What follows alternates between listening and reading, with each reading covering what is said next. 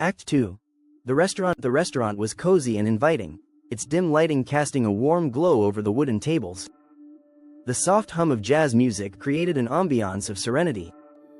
The scent of freshly baked bread and rich sauces wafted through the air, momentarily masking the tension lingering between us. Sarah and I shared a meal, indulging in dessert and gossiping like old times. For a while, laughter came easily, like sunlight breaking through storm clouds. But the mood began to shift. Sarah's phone buzzed incessantly on the table, and with each vibration, her smile faltered.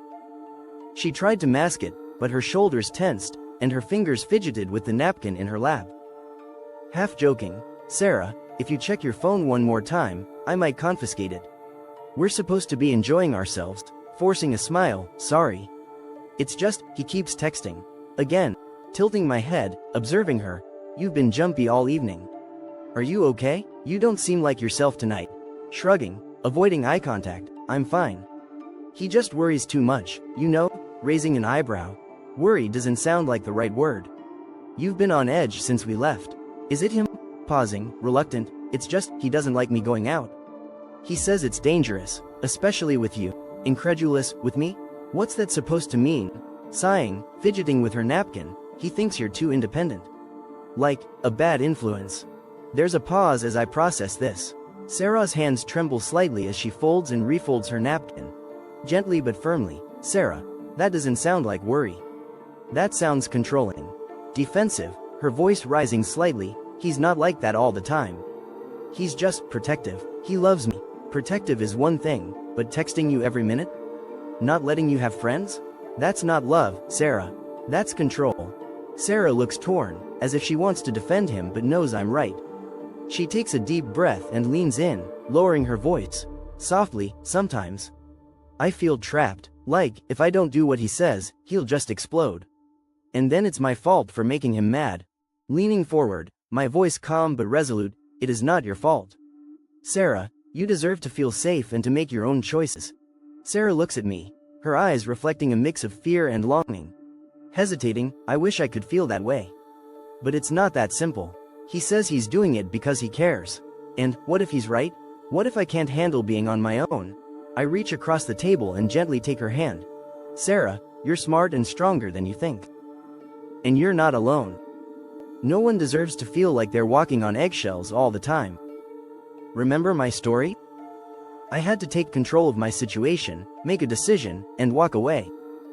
If you're made to believe you're less without someone's influence, maybe you're right where they want you. But Sarah, you are better than that. You're smart, and you're still young. Do you remember my cousin?" Sarah nods slightly, her gaze distant. The conversation shifts into deeper territory as Sarah opens up more. After a pause, "Do you ever feel scared? Like you're not in control of your life?" Thoughtfully, "Sometimes. But what scares me more is not living the life I want. Letting someone else decide who I should be or where I should go. That's the real trap." Nodding slowly, "I guess. I just don't know what that kind of freedom feels like. When I go to work, he follows me. He follows me everywhere." She glances around, as if checking that no one is listening. Lowering her voice, "I need to tell you something, but please, you can't say a word until I'm sure of what's going on. I think he's into something big and dangerous. His protecting me has everything to do with it. I'll tell you more when I have all the facts.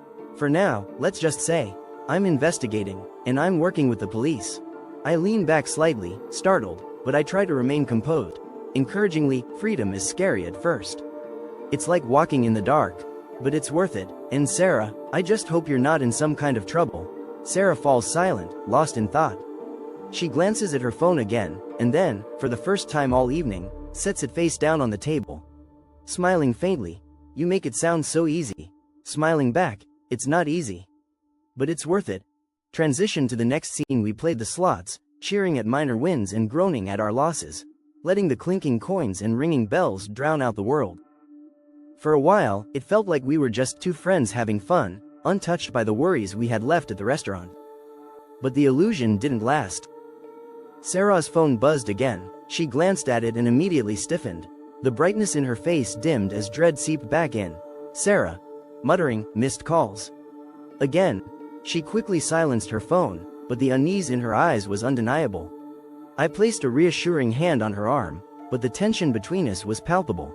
The night was slipping away faster than we realized, and soon the weight of the hour hit us. Sarah, glancing at the time, panicked, "Oh no, it's so late. I need to get home." Her voice was strained, laced with urgency. She fumbled with her phone, desperately scrolling for an Uber. "Sarah," repeatedly, her voice trembling, "he's going to kill me if I'm late." Me, trying to keep her calm, "Don't say that, Sarah. We'll figure it out." But as fate would have it, no cars were available. The streets outside were eerily quiet, deserted except for the occasional flicker of a street lamp. The air had turned colder, biting through our thin jackets. Sarah looked around nervously, her hands shaking as she clutched her phone. Me, hesitating, but resolute, "We'll walk. It's not too far, right?" The idea of walking at this hour unsettled me, but it felt like the only option. Sarah nodded reluctantly, her fear evident. Together, we stepped out into the cold, the bright lights of the casino fading behind us as we ventured into the night. The journey home, this was a bad idea. The road ahead was engulfed in darkness, with no cars, no people, just shadows that seemed to move with the wind. What started as a seemingly safe path now felt like a corridor of fear, lined with menacing shapes our imaginations conjured from the bushes. Me, muttering under my breath, this was a very bad idea. The walk begins. We walked for what felt like hours, the glow of the city lights fading into the distance as we ventured further into the outskirts. The vibrant energy of the night dissolved, replaced by an oppressive silence that seemed to weigh heavier with every step. Sarah, groaning, "This is your fault. You're the one who suggested we walk." I was tired too, the ache in my legs growing with every step, but I bit back my frustration. Sarah's panic was rising, and I knew I couldn't afford to match it. Me, softly, "I know you're tired, but we need to stay positive. We'll get through this. Just stick close to me." But even I couldn't ignore the fear creeping into my thoughts. Every rustling bush and distant sound became a potential threat. When a car finally approached, we froze, hopeful at first. But as it slowed and then accelerated away, my heart sank. Me, forcing a steady voice, "They were probably just as scared as we are." Sarah didn't reply, her breathing quick and shallow as we approached an even more desolate area, a stretch of abandoned buildings and overgrown bushes that loomed like sentinels in the dark. We clung to each other, our fear palpable. The argument, Sarah, voice breaking, "Maybe Petrus was right about you. You're a bad influence. Look at the time, I'm calling him to come get me." Me, firmly, "You can't do that here, Sarah. If someone hears there are two women out here alone, we'll be in even more danger." I tried to sound brave, but the truth was, I was terrified. My mind raced, searching for a way out, but there were no easy answers. When we finally stopped near a massive boulder for a rest, Sarah couldn't sit still. She fidgeted, her eyes darting nervously. "Sarah, I can't stay here. What if something happens? What if he's already furious?" Me, pleading, "Sarah, it's too dangerous to leave. Please stay with me." Her face suddenly lit up as she spotted headlights in the distance. "Sarah, there's a car." She bolted before I could stop her, running toward the light with a desperation that made my stomach churn. I tried to grab her, tripped, and fell hard against the ground. Me, shouting, "Sarah, wait," but she didn't hear me, or maybe she chose not to. A car pulled over, and after a brief exchange with the driver, she climbed in. I could only watch as the taillights disappeared, leaving me in the suffocating silence of the night. The voices of men. I was alone now, the chill in the air seeping into my bones. As I huddled against the rock, exhaustion pulled me into a restless sleep, until a sudden urge to pee forced me awake. I ventured a short distance into the bushes, but just as I finished, I heard voices. Men. My heart pounded so loud it felt like the whole world could hear it. Every rustle of leaves and snap of twigs sent my imagination spiraling into dark places. I dropped flat to the ground, trying to make myself invisible. One man. "I swear I saw someone out here. I think it's a woman. Gustavo's going to be happy about this." Second man. Chuckling, "You are seeing things. Let's move, it's late, and I'm not sticking around." The name, Gustavo, echoed in my mind. Hadn't I heard it earlier tonight? My pulse raced as I stayed frozen, barely daring to breathe. When their voices faded, I finally moved, creeping back toward the road. The ride-scene headlights appeared in the distance. Desperate, I stepped onto the road and waved. The car slowed, and a middle-aged man rolled down the window. "Driver. Need a ride?" Me. Hesitating, "Yes, thank you." As I climbed in, the man studied me with a mix of curiosity and concern. "Driver. What are you doing out here at this hour? It's dangerous. You know, crime is high, especially for women." I gave him a vague explanation, mentioning Sarah and the night gone wrong. "Driver. You're lucky I stopped. Most people wouldn't." His words were unsettling, but his tone seemed genuine. As the ride went on, though, he grew quieter, stealing glances at me that made my skin crawl. "Driver. After a long silence, you shouldn't be out here alone. Why don't you crash at my place for the night? It's safer than wandering these roads." Every instinct screamed at me to refuse, but exhaustion clouded my judgment. Me. Whispering, "Okay."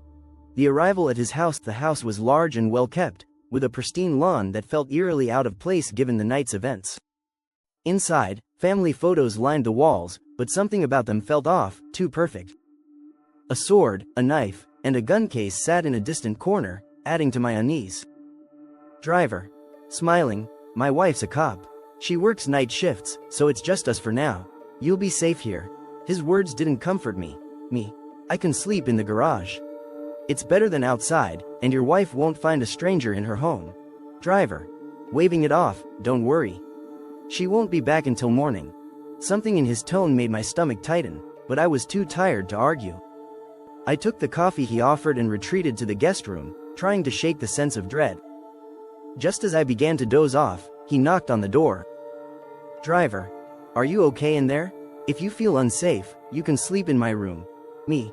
Firmly, "No, thank you. I'm fine here." But as the night stretched on, muffled voices and distant noises kept me awake, questioning if I was truly safe, or if I had just walked into another danger. I woke to the sound of a door slamming.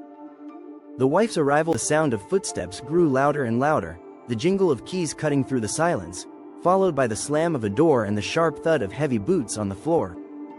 "Wife. Why didn't you call me? How could you do this?" "Andrew. I thought it was nothing, Lena." "Don't be like that. We're human, after all." "Lord. Wife. You're putting us in danger. How can you be so sure she's not part of those gangs we keep reading about?" "I told you, Andrew. Are you cheating on me? Who is she that you couldn't even consult me first?" Her voice dripped with anger and suspicion. I felt like a shadow, invisible but at the center of their storm. "The gun scene. What is her name, Andrew?" a voice demanded. I froze. "Oh, his name is Andrew." I hadn't asked, and I hadn't told him mine either. Andrew's voice cracked under the weight of the situation. "I told you, Lena. I found this woman stranded on the street. It didn't feel right leaving her there alone at that hour." The tension in the room thickened.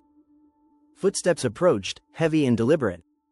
The door burst open, revealing a woman in a police uniform. Her face was a mask of fury, her eyes scanning the room as though searching for danger. "Wife. Who is this?" she barked, her hand hovering over the gun holstered at her side. "Andrew." She needed a place to stay. I was just trying to help. Her eyes narrowed as they locked onto me. "Do you have any idea how dangerous it is to bring a stranger into our home? Do you even know what kind of people are out there?" Before I could respond, she pulled the gun from her holster and pointed it directly at me. "Wife. Get up," she growled, her voice steady but laced with anger. The room spun. The barrel of the gun seemed to grow larger, consuming my vision. Words stuck in my throat as panic surged through me. Thoughts of Sarah flooded my mind. "Ooh, Sarah? We were supposed to stick together? Are you safe wherever you are? Look now, I'm about to die without knowing. Or are we meeting in heaven?" I finally found my voice. "Me. Ma'am, it's true. I was stranded, and your husband felt pity for me. That's all there is to it. I swear." Her grip on the gun didn't falter. She seemed ready to act on an unseen trigger, her anger fueled by more than just my presence. Maybe her husband really is a cheat, I thought. Why else would she be so worked up, ready to kill? Suddenly, I screamed at the top of my lungs, desperate for help. Neighbors must have heard because moments later, I saw flickering red and blue lights piercing through the night. The police arrived. A knock rattled the door, Neighbor. Lena? Andrew? We called the police. Are you okay? Police officer. Lena? Lieutenant Lindeck? Open up. Andrew hesitated but finally opened the door. Several police officers stormed in, their presence commanding. They quickly disarmed Lena, and the room seemed to breathe again. Police officer. Lena, we are actually here to fetch you. There's an emergency. We have a major lead on our case. Our informant just called. He turned to me. Young lady, we'll drop you home. It seems you live in the same vicinity. There was a shooting near your neighborhood, so we'll escort you. Be at the station tomorrow at 9 a.m. sharp. We still need to talk to you. Final scene. Sarah's place. As the police car approached my neighborhood, dread crept over me. Flashing lights illuminated a familiar house. Me. No, no, no, no. This is Sarah's place. What happened here? My friend Sarah lives here. No. The officer stopped me as I tried to bolt out of the car. Police officer. Lady, you can't be here. There was a multiple homicide. Just go home. But I couldn't stop myself. I screamed Sarah's name, my voice tearing through the chaos. Then, I saw her, on a stretcher, being loaded into an ambulance. I ran to her, sobbing uncontrollably. We hugged tightly, both of us shaking. Sarah. Gustavo is dead. His mafia friends too. There was a shootout. I want to change, to turn to the Lord. I want to watch those videos with you and go to church. We cried until our tears felt endless. A sudden realization, someone shook me gently. I opened my eyes to see my son standing by my bed. I was home. Drenched in sweat, heart pounding, I sat up, trembling. It had all been a dream. But the fear lingered, as did the lessons. The fragments of the night replayed in my mind. Sarah, the walk, the car, the house, the gun, the shooting. Some parts were real. I had peed my bed, embarrassing. The church plan was real. I must find myself a church. Message. This story is a powerful reminder of how one night of poor planning and misplaced trust can spiral into dangerous situations. It emphasizes the importance of always prioritizing safety and being prepared. Nights out may seem harmless, but without proper precautions, they can lead to regrettable outcomes. Always ensure you have a reliable way home, avoid walking in unsafe areas, and never let desperation cloud your judgment. Desperation can lead to poor decisions, and in some cases, there may not be a second chance. Stay alert, stay prepared, and always put your safety first. This world is filled with challenges and unholy influences. We must remember to turn to God, surrender our fears to Him, and allow His guidance to light our way. God answers prayers and wishes for us to lean on Him in faith, trusting that He will protect and direct us. Choose your friends wisely. Healthy relationships are meant to build us up, not drag us down. Surround yourself with people who uplift you, encourage you, and respect your values. Just walk away from abusive relationships. The message is clear. Safety is not a gamble, and our faith can be a guiding light in the darkest moments. Plan wisely, trust sparingly, and always walk in faith and vigilance. From that day on, I promised myself to plan better and to never let desperation cloud my judgment. Sometimes, there are no second chances.